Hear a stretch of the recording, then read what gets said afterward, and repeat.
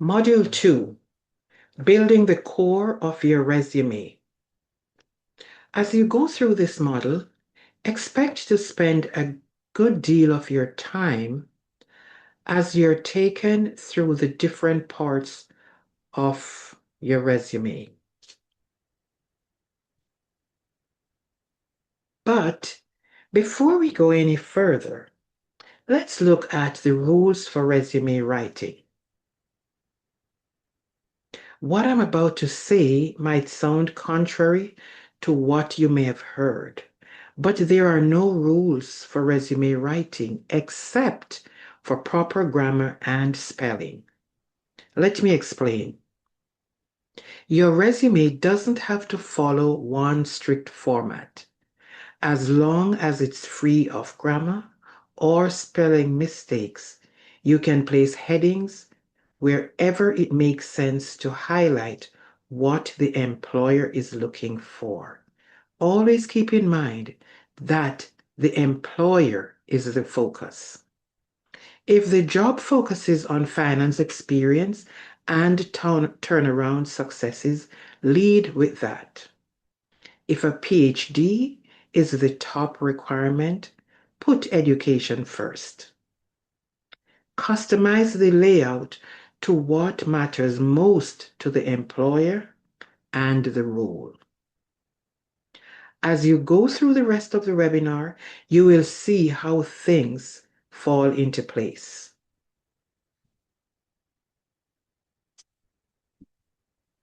The foundation of a strong resume. Before you start building your resume, think of it as an ad for a product. It is your marketing brochure with highlights of your top achievements, but it is not your full life story or autobiography. The resume showcases your value in a concise, compelling way to get you to the interview. Hiring managers do not spend a lot of time scanning resumes. It takes them between 6 to 10 seconds to decide if they should put your resume on a list of potential candidates to be screened or if they should delete it. In those few seconds, they're skimming for job titles, skills, and major achievements. If the resume doesn't grab their attention immediately, or if it is too dense, cluttered, or poorly organized, they move on, even though you could be the exact candidate they're looking for.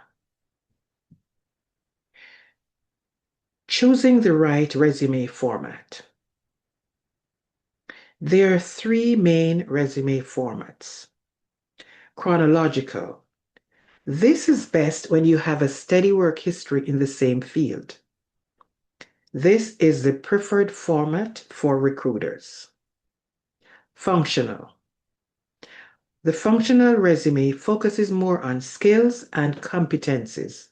It's helpful if you're switching industries. However, it sometimes raises questions about your timeline. Sometimes recruiters wonder, what is it that you're hiding while you choose a functional resume? Hybrid. The hybrid resume combines both. It starts with a strong skill section and then a reverse chronological work history list. It's an excellent choice for most people today, especially those with gaps or transitions. The design of your resume matters too. Use clean, readable fonts like Arial, Aptus, Calibri, or Cambria. Make good use of white space to help readers navigate the page. Organize your sections clearly with bold headings and consistent bullet points. Your design should invite someone to read, not overwhelm them. Ensure readability and accessibility in your documents. Now that you understand the importance and structure of a resume, let's move on to actually build the core of your resume.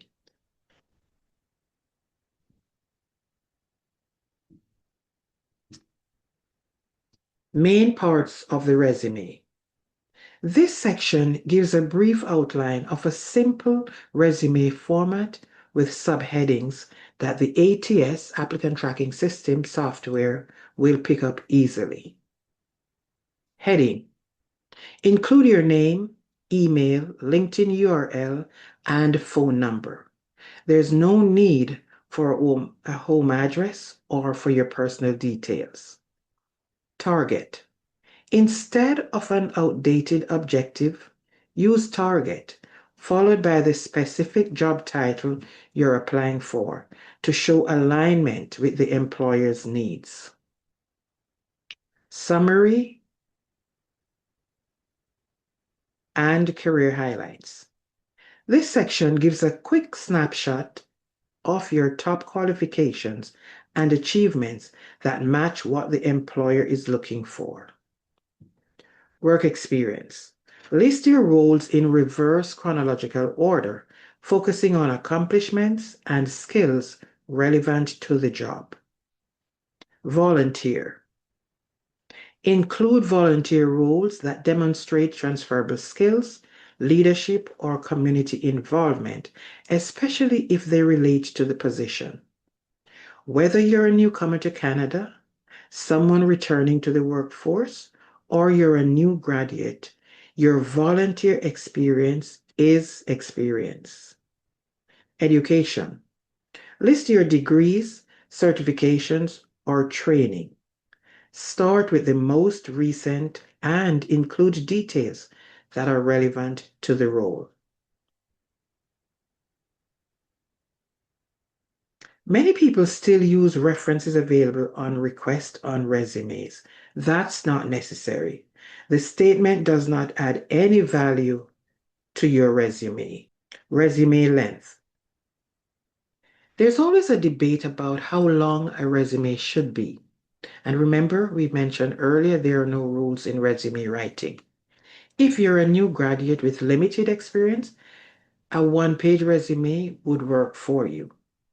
But people who have worked for many years, you might want to have a 2 or 3-page resume.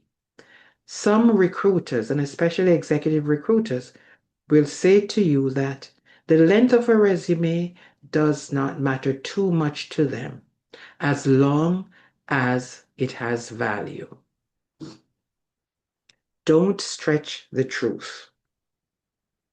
Many people, including some in high places, have lost their jobs after it was discovered that they lied on their resume. So make sure that you're being truthful with everything that you include on your resume. Summary. You need a summary or profile section at the top of your resume. It could be like a mini elevator pitch that you can easily rattle off in 30 seconds. In about 3 to 5 lines, summarize who you are, what you offer, and where you're headed.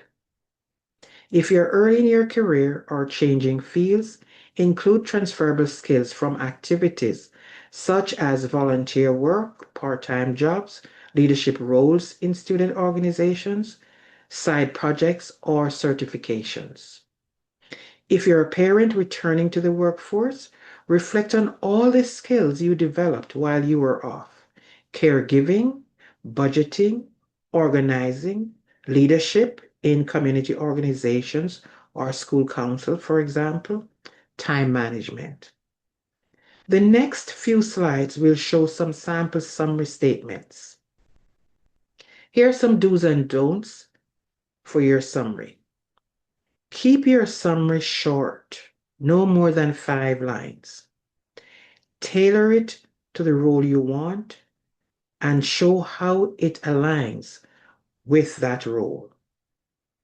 Use action-packed words such as skilled in, proven ability to, demonstrated success with. Don'ts.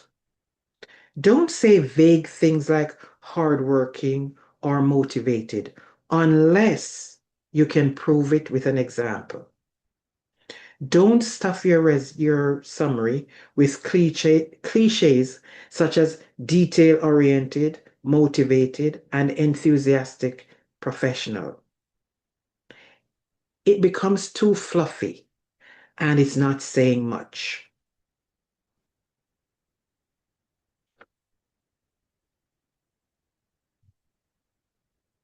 Now here is one sample of a summary for an entry-level marketing graduate.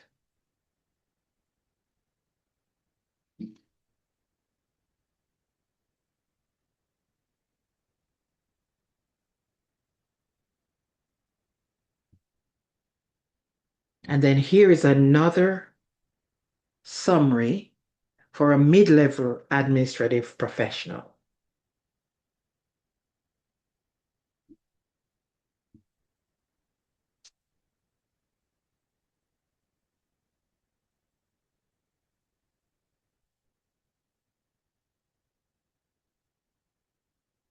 Career highlights. Now, if you have 3 to 5 really strong career wins, consider adding a career highlights section right after your summary. This is optional, but can be quite powerful, especially for mid-career professionals, career changers showcasing transferable wins, or new graduates highlighting major projects or internships. For example, one statement could be, led a team of 5 volunteers to fundraise $10,000 for local community events, surpassing target goals by 20%. The biggest tip here for you is to focus on results, numbers, and outcomes wherever possible.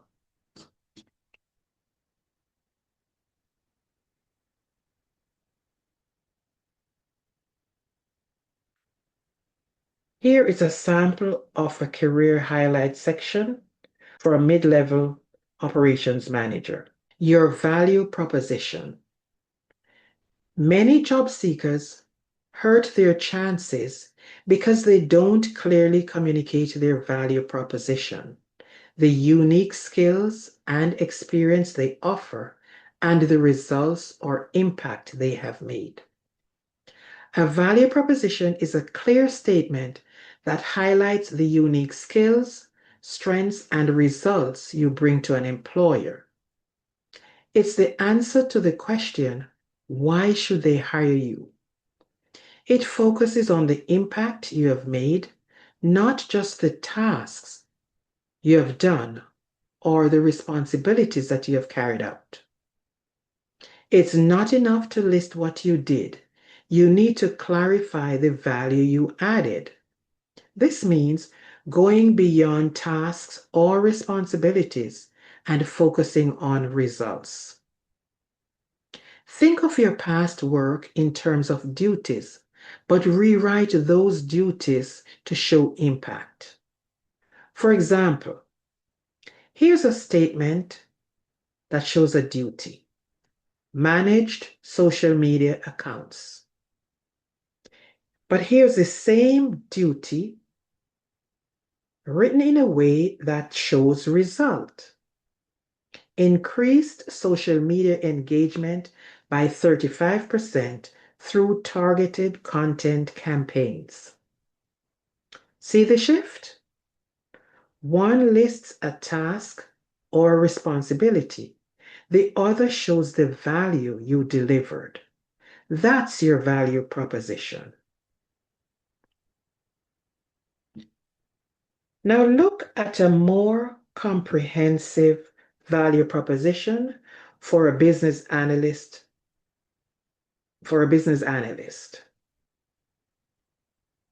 As a business analyst with a proven track record of turning complex data into clear insights, I help organizations make informed, strategic decisions. I bring a strong blend of analytical thinking, stakeholder communication, and problem solving skills to every project. My ability to understand business needs, identify gaps, and deliver actionable solutions has consistently led to improved processes and measurable results. I don't just analyze data, I connect the dots to drive business growth. That's a sample value proposition for a business analyst. Now, it's your turn to create your value proposition. It will serve as your guide not only when creating your resume, but it can also serve as your 30-second elevator pitch when introducing yourself to someone.